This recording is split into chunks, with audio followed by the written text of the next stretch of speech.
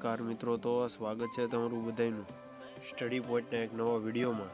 તો આજે આપણે CISF ભરતીને લઈને ખૂબ જ મોટા સમાચાર સામે આવ્યા છે કે એમાં વય મર્યાદા શું છે, ધોરણ શું છે, તેની સંપૂર્ણ માહિતી આપણે આ વિડીયોમાં મેળવવાના છે।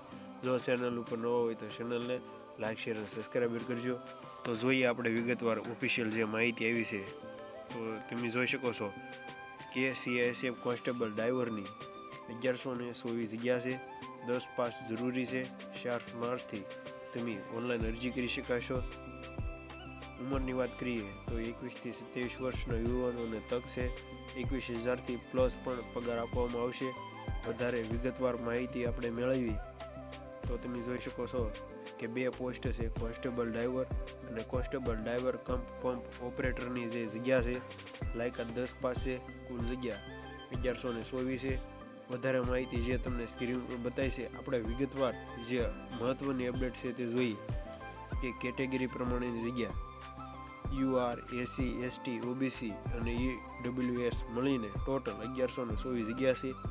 વધારે જોઈએ આપણે તો મહત્વની તારીખો કે ફોર્મ શરૂ થવાની તારીખ 3/2/2025થી ફોર્મની છેલ્લી તારીખ 4/3/2025 છે। ઉમેદવારો પાસે નીચે પ્રકારના વાહનોને માન્ય ડ્રાઇવિંગ લાયસન્સ હોવું જરૂરી છે।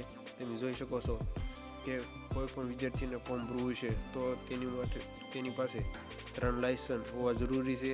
Heavy motor licence, light motor અને મોટર વ્હીકલનું એમ કુલ 3 લાયસન્સ હોવા જરૂરી છે।